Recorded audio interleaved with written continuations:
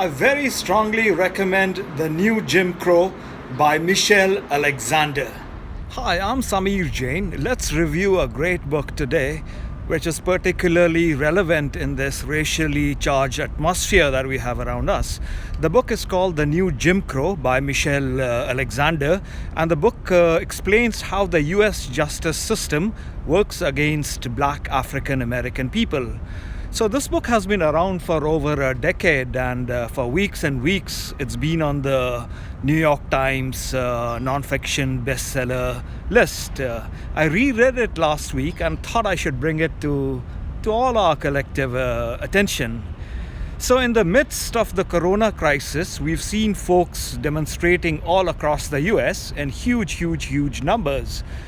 It reflects grief, it reflects anger that generations of not just black Americans, many minorities have suffered at the hands of the criminal justice system. So now people are saying enough is enough. Enough is enough to racism. So her book suggests, and it does so with abundant statistics and lots of legal citations, that this war on drugs is really a systemic racial control. It's comparable to slavery, and it puts people in what she says is, and she defines what this means, these words, the new caste system. So the overall picture, and I don't think she exaggerates, is one of brutal and an unjust system. Not for us who are outside it, but for those of us who endure it. So the genesis to which has been this get tough approach to crime that began in the Nixon administration, and it intensified with Ronald Reagan's war on drugs. So this has devastated black America, and she shows how this has progressed sequentially. The roots of the problem go back to the 80s. It's nothing that's happening in 2020. And she says that the Reagan administration exploited the 1980s hysteria over crack cocaine to demonize the black population so that black and crime becomes synonymous, it becomes interchangeable. It was a war not on drugs but on black people. For she says that there are ample statistics that prove that white students use crack cocaine at 8 times the rate of black students. So cocaine is a big problem. It's nothing to be condoned. Cocaine is a big problem in US society, as are other things like drunk driving. And it seems that white men, because they're richer, they own cars, they do it at far higher numbers. They ingest opioids in far higher numbers. They face violent deaths, yet drunk drivers, yet opioid traffickers are often charged with simple misdemeanors. So all of this has reinforced the image of the criminal as a poor African male, and these folks are disproportionately targeted and arrested, and she says that they have very little recourse. In the book, she demonstrates how the legal system intentionally, and this was shocking for me, knowingly manipulates people into pleading guilt to felonies, which they may or may not have committed, rather than looking for justice in court. So the stats are pretty shocking. It seems that nearly 1/3 of black America is likely to, these are males, likely to spend time in prison at some point of time in their lives. And the problem is, once they go to prison, they find themselves falling into this permanent second class citizenship after they get out. So it's a vicious trap. The troubling point is, and the troubling part is, this is less a response to the actual explosion of violent crime than a deliberate effort to push back the gains of the civil rights movement. That's something that you would not ordinarily think is happening. So her portrayal on the war on drugs is shown as a continuation of a race war by other means. It's all very provocative and disturbing. The main idea is to show how historically both our conscious and unconscious biases and anxieties have played out over and over and over again to create, to birth this new system of social control. All of this has resulted in huge human costs that most of us are pretty much impervious to. So her book relates the drug war, unequal enforcement, the factors that reinforce poverty in ways one would not ordinarily have thought have happened. At least I was unaware of it. So she questions mass incarceration, whether it makes sense in today's time with declining crime rates, with rising prison costs, where we have huge state deficits, and we still have 1 in 100 Americans behind bars. And most of them are behind bars for petty, non-violent crimes.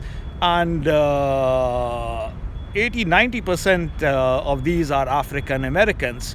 These guys are very heavily overrepresented in the prison system, despite what you might think are colorblind laws. And then you have these draconian laws where first-time drug offenders can face 10 years imprisonment. And President Clinton's 3 strikes and you're out legislation has resulted in thousands and thousands of black male Americans following plea bargains languish in jail for crimes that they did not commit, but they are scared because of fears of mandatory sentences. The problem is, once they are released, they enter a parallel shadow society where employment opportunities, just living day-to-day life becomes an ordeal. In fact, those things all disappear. And this creates lifelong exclusion, discrimination. They're eliminated from juries and voter rolls in many states. And they're even disqualified from things like food stamps, public housing, student loans, and they're especially bad hit during this corona crisis. So unless you're a part of that world, you would not know that below the surface, this vast system of racial and social control exists. Of course, there are no signs that say, for example, in apartheid, whites only. But it's equally pernicious because it puts incarcerated people out of sight, out of mind. They sort of just disappear into the gulag. So societies claim color blindness, but they enact policies that scapegoat marginalized groups, and they do it very cunningly.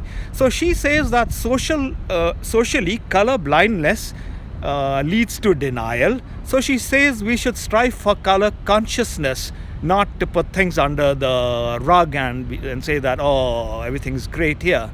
So this war on drugs is really about a backlash against the gains of the civil rights movement. I read some of her critics on Amazon. So they say that it's all about incarceration in her book. She ignores the violent crime wave of the 70s. She minimizes the support amongst many African Americans for get tough measures, and I guess they have a point too. There are stats that say drug offenders make up less than 25% of the nation's total prison population, and violent crimes offenders make up a much larger number. So she's written in the prologue, after 10 years in the new edition, her counter is that violent offenders receive much longer sentences. That's why we see them as more in the prison justice system.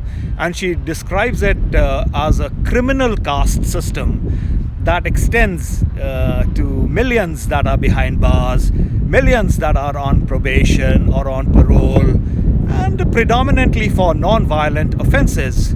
And she says that there are millions more whose criminal records stigmatize them for life.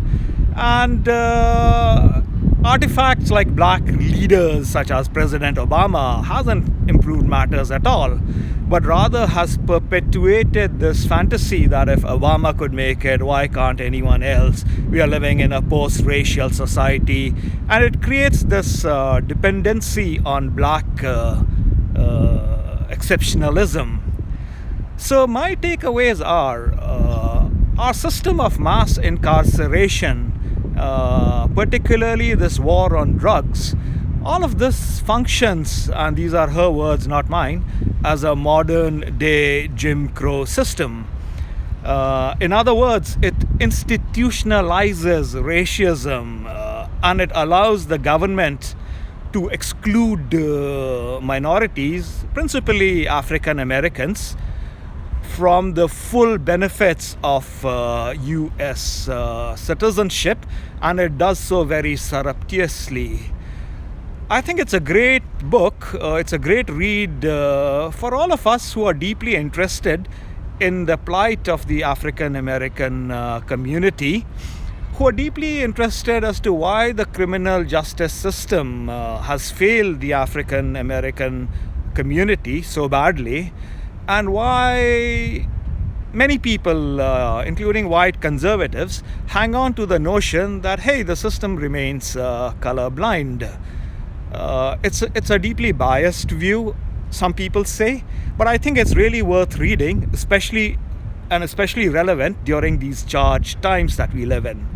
Thank you so much for listening in. Bye-bye.